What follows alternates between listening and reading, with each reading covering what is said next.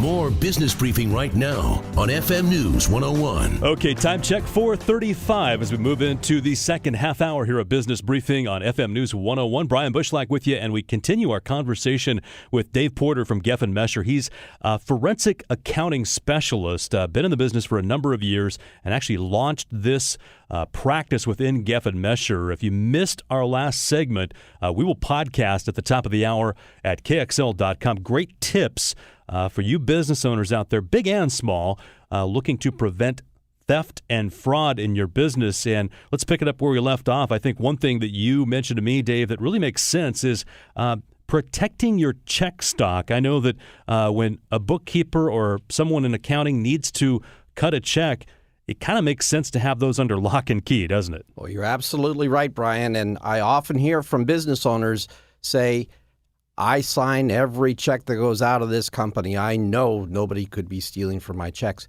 And they're right. They do sign every check that's put in front of them.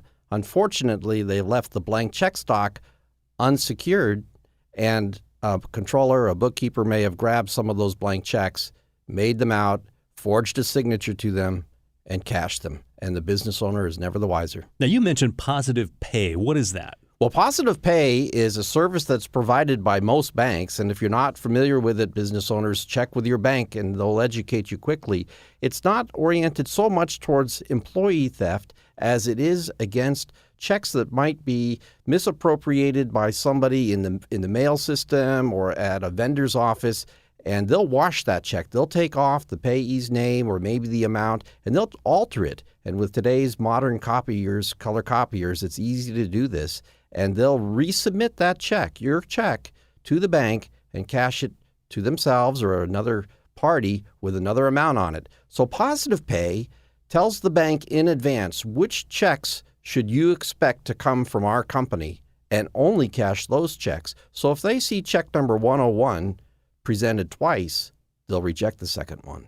Or a check that's not on the list at all, they'll reject that check as well. Dave Porter, shareholder at Geffen Mesher, joining us here on Business Briefing. And when we met at your office a couple of weeks ago, really one of the scenarios that jumped out at me, and I think this falls under a behavioral red flag, is you have an employee, long-term employee, been a great employee. Maybe they're under some type of personal stress, and that can lead people to do things sometimes they might not normally do, right? Well, that's absolutely right. You may have a spouse that's out of work or one of the children that is short on cash or is in some sort of trouble. And so that'll cause a formerly honest employee to do things in their own self-interest that defrauds the company. Tell us some stories now. We promised our listeners you'd give us some stories so they can relate. And these some incredible stories you have. They are. Let me start with a blockbuster. This is actually a story that takes place back in Pittsburgh, Pennsylvania. Patty Smith, about a year ago right now, was convicted of one count of wire fraud, but of course there were many, many other instances. In fact, Patty Smith, who was 57 years old at the time and is the wife and a mother of 3 grown children, was also the controller for a family-owned business. It was called Beryl Acura. It's an auto dealership.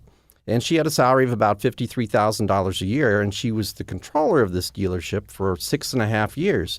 But what the employer, the family, didn't know is that Patty Smith was also a compulsive gambler. So there's your behavioral issue right there.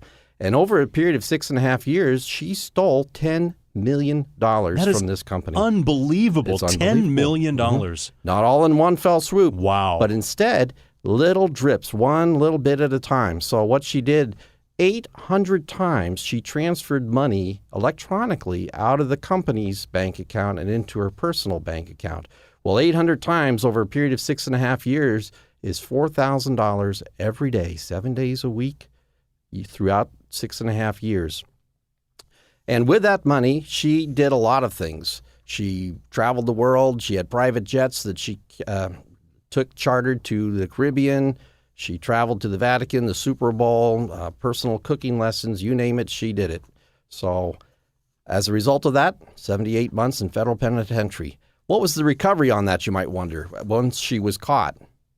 Probably zero. Very little. In fact, most cases, 50% of the time, you're right, Brian, there's zero recovery. In this case, they recovered about 10% because most of the money's been spent. And Dave, what was the time period on this again? This was over 6.5 years. 6.5 years. Yes. So now we're talking a car dealership. So I want to park on this, if you'll pardon the pun, because that's a very interesting accounting model. I know you work with some car dealers. There's a lot of money flowing in and out of a dealership and inventory and whatnot. That's so right. A lot of numbers, a lot of moving parts, A lot right? of moving parts. You're absolutely right. There are a lot of different places that money comes into a car dealership and a lot of places that money goes out of a car dealership. And a person that's focused on defrauding their employer is aware of that, and they can take advantage of it. In this case, Patty had access to the bank account, the electronic ability to transfer funds, and she moved it from the payroll bank account into her personal bank account. And in an auto dealership, there are a lot of different ways that employees are compensated, so she took advantage of that unexpected variability in the payroll, commissions and spiffs and other things such as that. So Patty's flying off to the Super Bowl and Europe to the Vatican and probably meeting the Pope and She whatnot. did meet the Pope. She did meet the Pope. Yes, she did. Oh, did. my goodness. Okay, so how did nobody think that she was doing something? Did they think she had a rich uncle or what? Well, she kept her lifestyle off of the radar, if you will. So it wasn't obvious. So the behavioral lifestyle wasn't as obvious as you might expect from all this behavior. But she did take a lot of time off. And she probably could have kept this scheme going indefinitely if she hadn't taken so much money. Because eventually it impacts the company. And companies wonder, how can we have such a great business and be out of cash? Dave Porter is a shareholder at Geffen Mesher and specializes in forensic accounting, fraud, how to not only deter it, but detect it and defend against it. He's our guest here on Business Briefing. I'm Brian Bushlach, and glad you could join us. I know you've got at least one more story for us. Absolutely. Yeah. Yeah, so let me tell a story that's a little closer to home.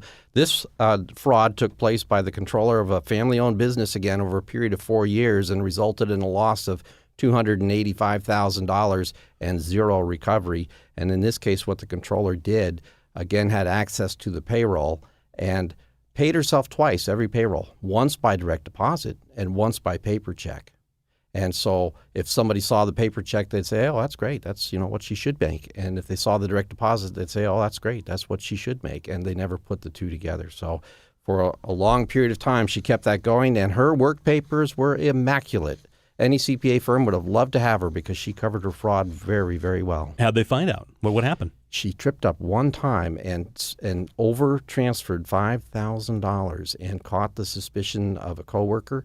$5,000 tripped up a fraud that was $245,000. And she confessed and sang like a bird on the spot. How long did this go on? 4 years. 4 years. Mm-hmm. My goodness. So zero recovery. Obviously, recovery. She ended up 3.5 years federal penitentiary. Oh, my goodness. Wow. And this sounds like a pretty small local company. That's right. Yeah, over a period of time, over 4 years, it can add up.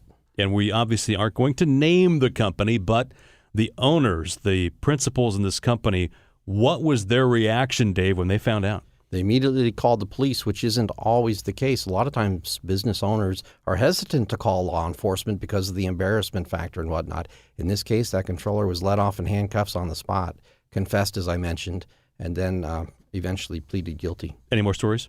Well, another one, again, close to home, and this is a company where the owner happened to be looking online at the banking activity for the company, partly out of curiosity because the company had been doing so well, but simply didn't seem to have any cash. And when he looked at the online banking activity, which he never really bothered himself with before, he noticed a series of check images with his signature made out to the controller. And he said to himself, I don't remember writing these checks.